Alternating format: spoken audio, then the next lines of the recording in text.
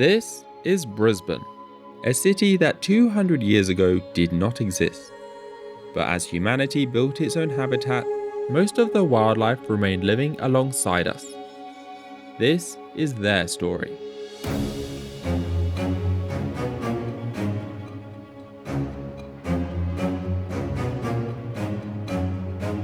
We will explore our city, now the newest habitat for the original residents.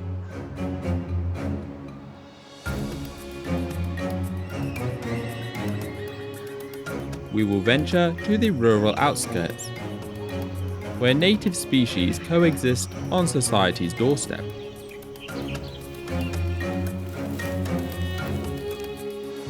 We'll dive into the coast, where stories of family and survival take place every single day.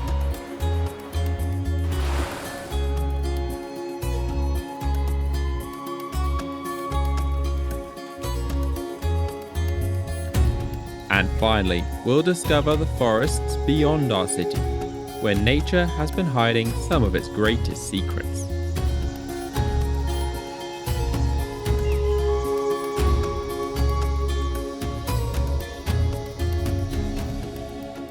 So join me as we discover the animals and ecosystems that have shaped Brisbane's wild identity. This is the Wild Next Door, Brisbane's native wildlife.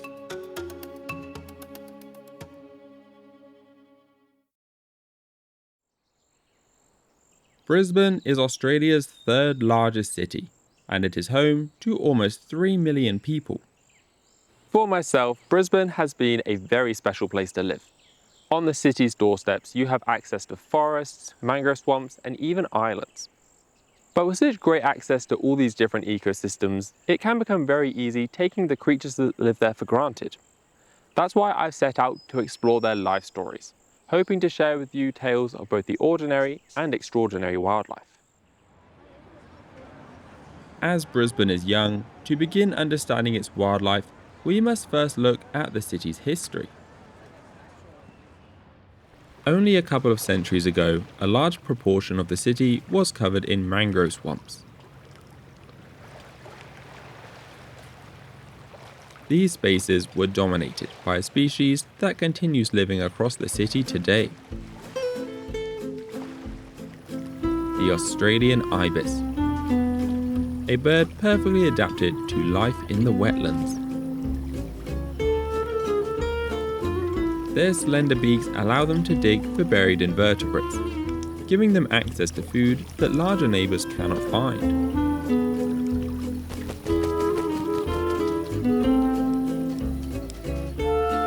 But in Brisbane, most of the spaces they call home have taken on a new appearance,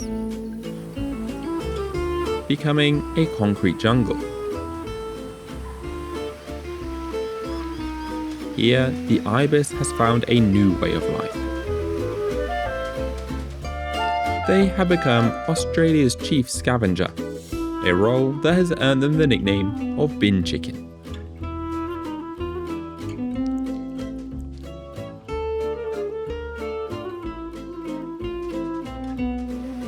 Within the city, they are among the most abundant of Australia's native species, spending their day seeking out our food scraps.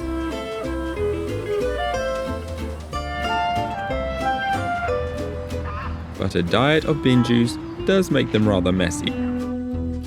Stand underneath one at your own risk.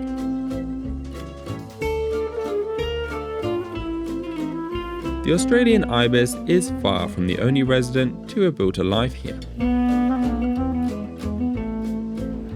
And lately, there have been rumours of an unusual visitor.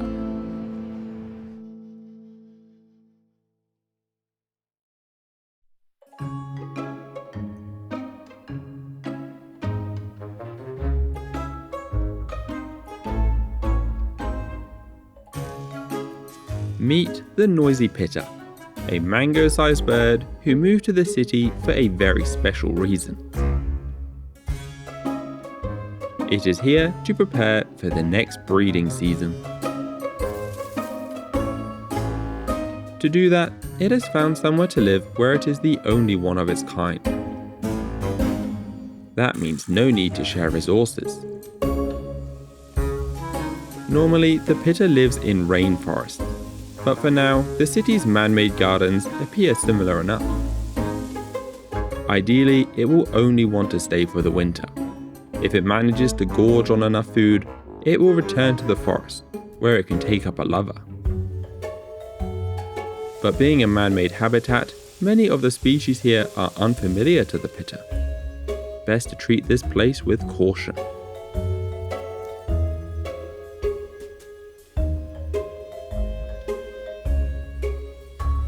Stealth is the tactic of choice. A difficult strategy when you were born with rainbow feathers.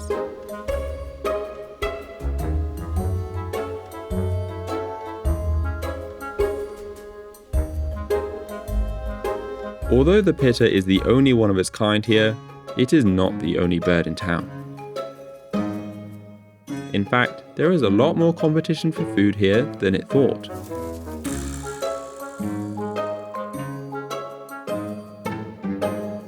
With a summer romance at stake, the Pitta is going to need to move quickly.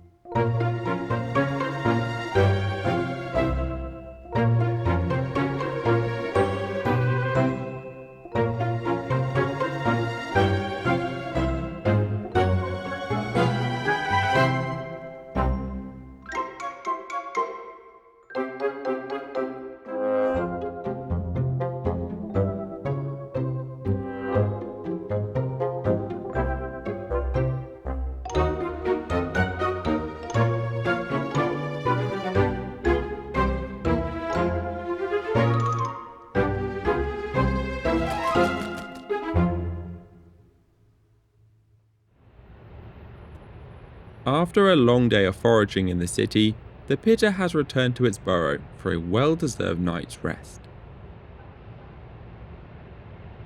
And like our mango-shaped neighbour, most of us are also heading to our homes, ready to get some sleep.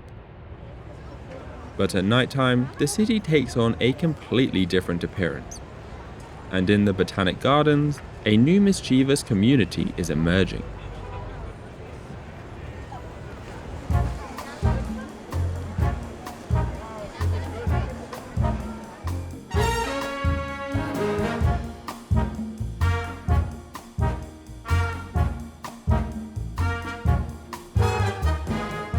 These are Brushtail Possums, and they live in the city's shadows.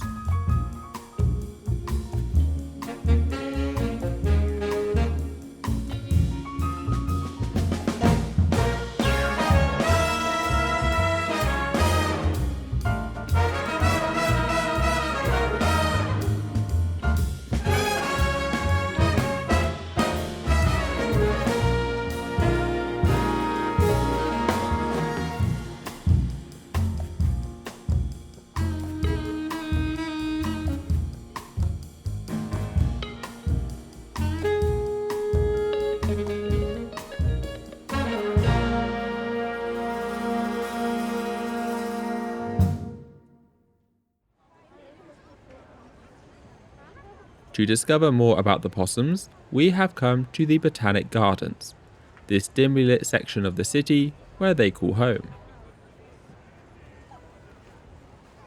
In Australia's urban spaces, there has been no native mammal that's better adapted to our presence than the bush-tailed possum.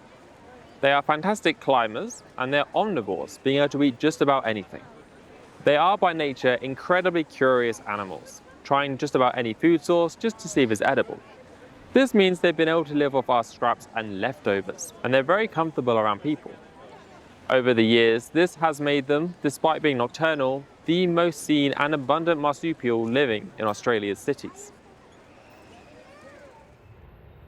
Possums and the ibis are prime examples of native species that have adjusted to city life. But for the next part of our journey, we will head east, to a place with a much slower way of life.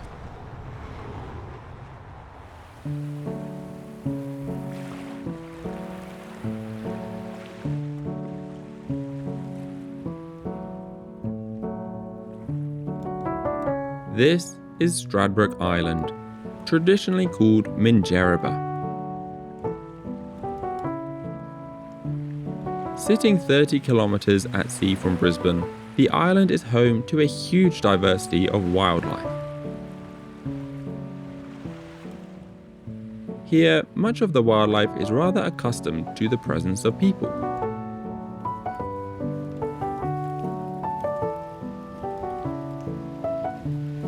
This is particularly true for a mob of eastern grey kangaroos, one of 4 kangaroo species. Adult kangaroos have very few predators, with dingoes being the main wild threat. But as no dingoes have been seen on the island, this mob has been living a peaceful life here for generations.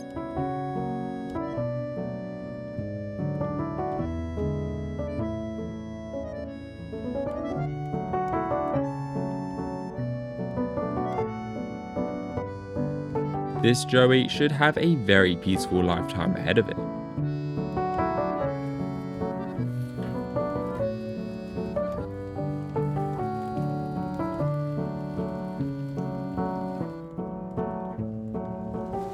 But even life in paradise can have its occasional challenge, and there is one that all kangaroos must eventually go through.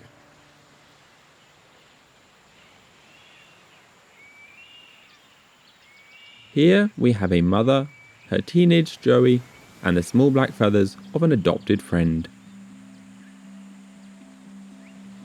This is a willy wagtail, and it has joined the kangaroo family, following where they go. On this island, most of the predators are birds of prey. To avoid becoming food, the wagtail knows they will never strike near a protective mother.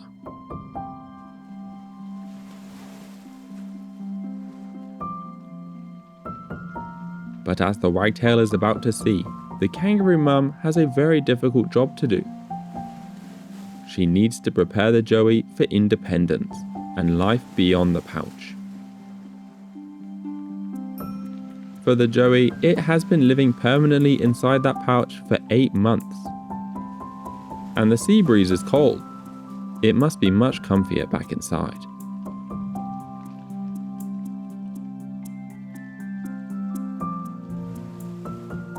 The only challenge is how to get back in there. This requires some strategy.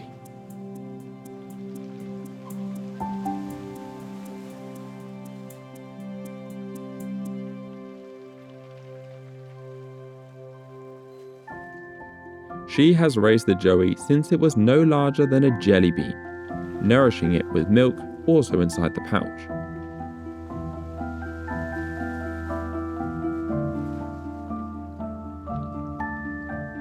But the heavier the joey becomes, the more tiring the process is for her too. Time for her to enjoy a brief moment of island peace.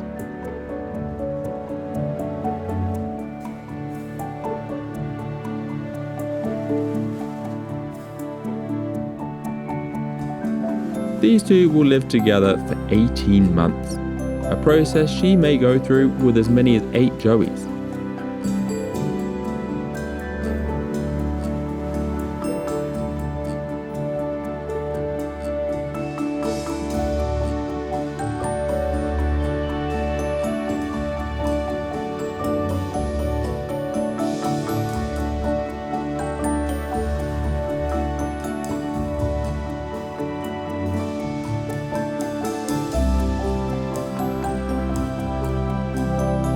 Snugly back inside, the joey has learned another important life lesson. The power of persistence.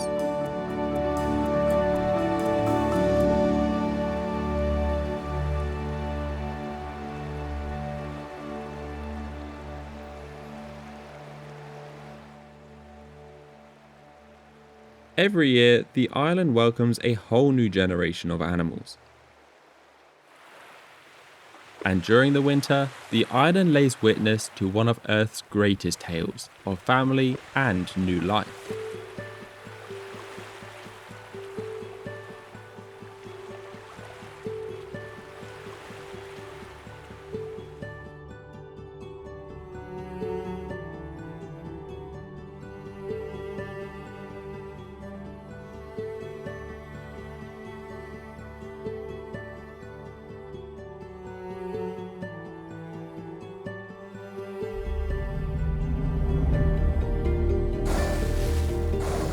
Humpback whales. At up to 16 meters long, they are the 8th largest animal anywhere on Earth. Every year, this species will follow the same ancient path, from Antarctica to the Great Barrier Reef.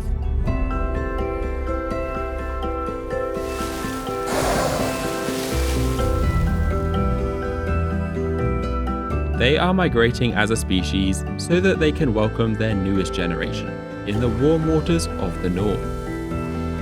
The newborn calves will need this time to blubber up before they can return back down south.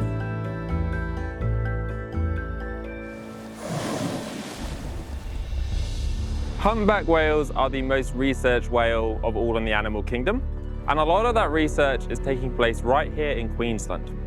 What we now know about them is that when they sing their songs, there's actually regional dialects. Different communities of whales produce very different songs that are kind of unique to them. And also what we now know is it's only actually the males that sing.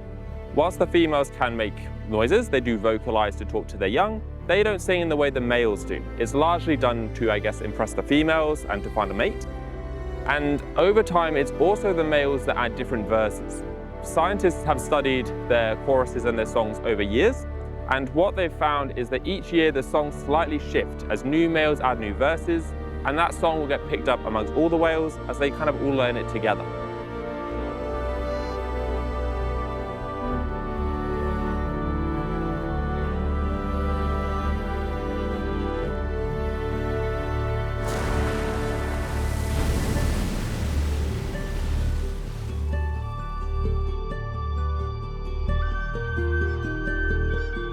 This journey will take the whales over 10,000 kilometers in distance.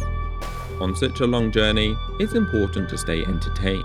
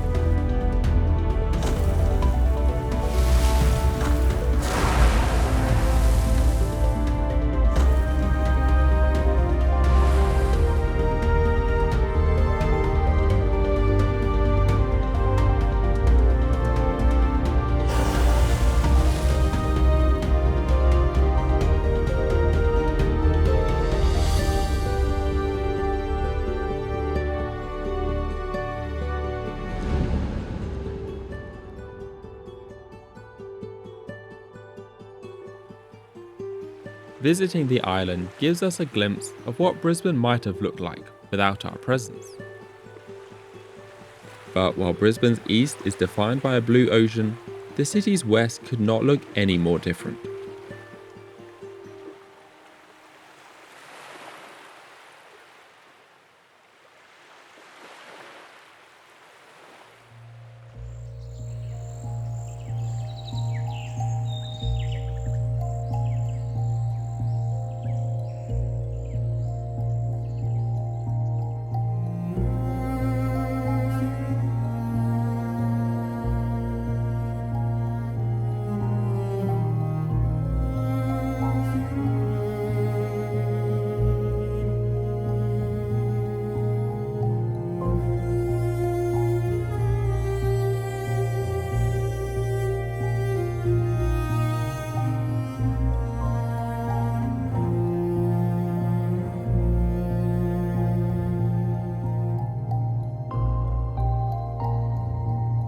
This is the Hinterland, an expansive area covered in looming mountains, dense forests, and rolling hills.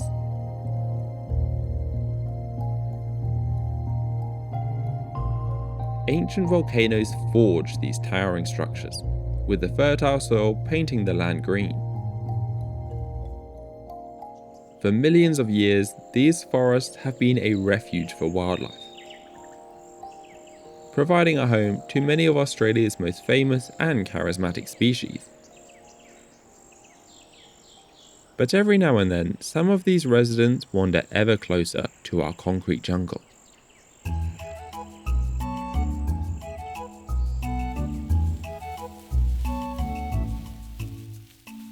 This bundle of spikes is a short-beaked echidna, one of only 2 egg-laying mammals. They are clumsy, solitary creatures, and they exist with one purpose in life: to consume as many ants and termites as physically possible.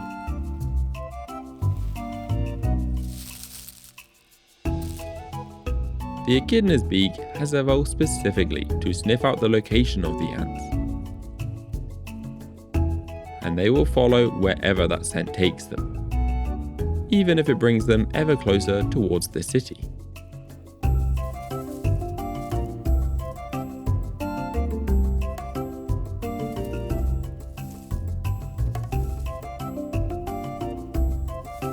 It would seem the echidna has found something.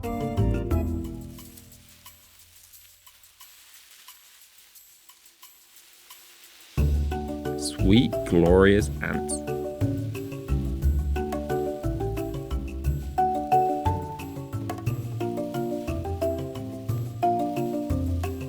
This will be short work, and the echidna's strong stubby limbs will ensure there are no survivors.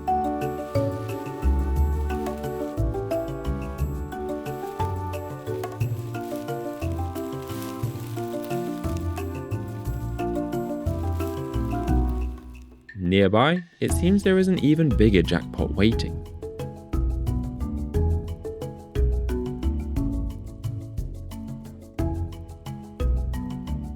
And the echidna has caught the scent. But how do you get up that hill with such little tiny arms?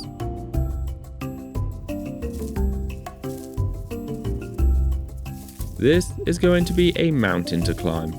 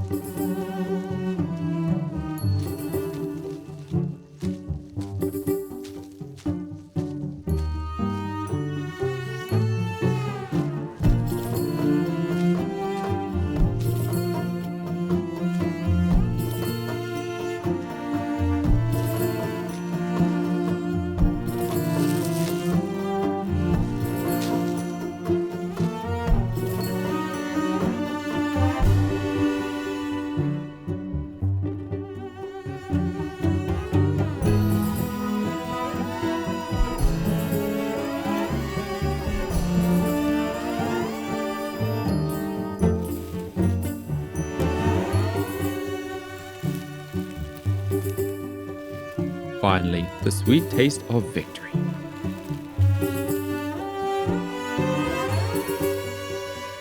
The climb was certainly worth the reward.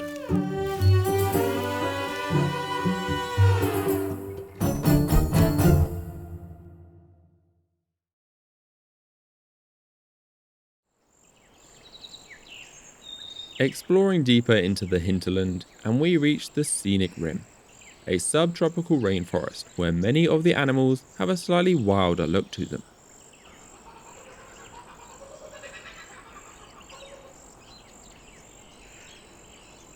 This is Brisbane in a more primal setting.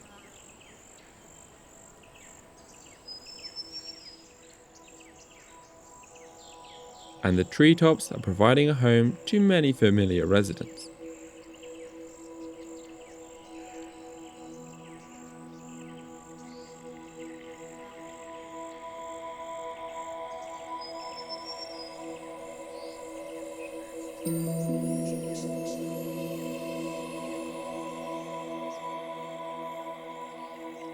These are koalas in their natural eucalyptus habitat.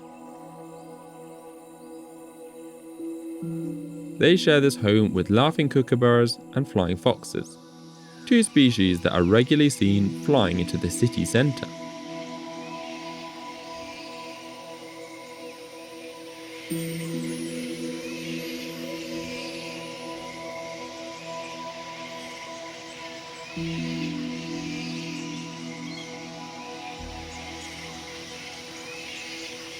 But they are far from the only creature calling this place home.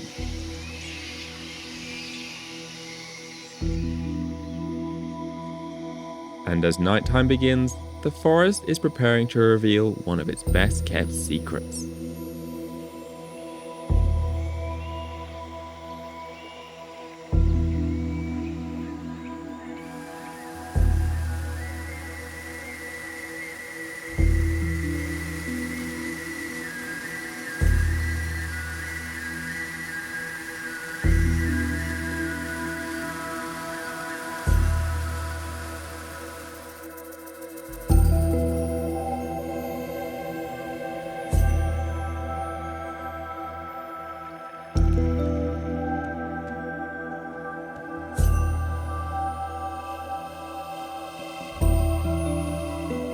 These lights belong to glowworms, tiny predators whose beauty is a mask for their real intentions.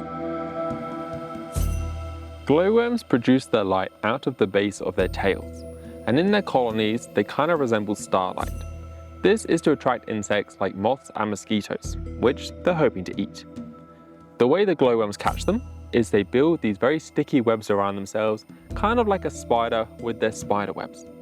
They hang these things called snares, made out of silk, which they will coat in a very slimy mucus. Once the flying insect is caught, the glowworm quickly feels the vibrations, pulls up the insect, and consumes it. After they've eaten their meal, the glowworms will turn out their lights, meaning usually the brighter the glowworm shines, the more hungry it is. But also, if a glowworm is to ever get too bright and too hungry, something will switch inside of them and they will start to resort to cannibalism, moving around consuming all their neighbours. In this way, these living lights are full of deadly surprises.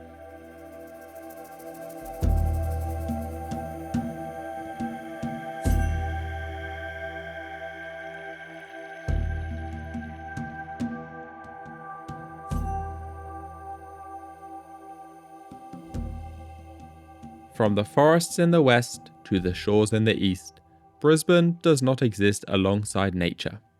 It is a part of it. Each of the animals living here are part of a story far older than the city itself. And even a short walk can feel like you're stepping into an entire new world.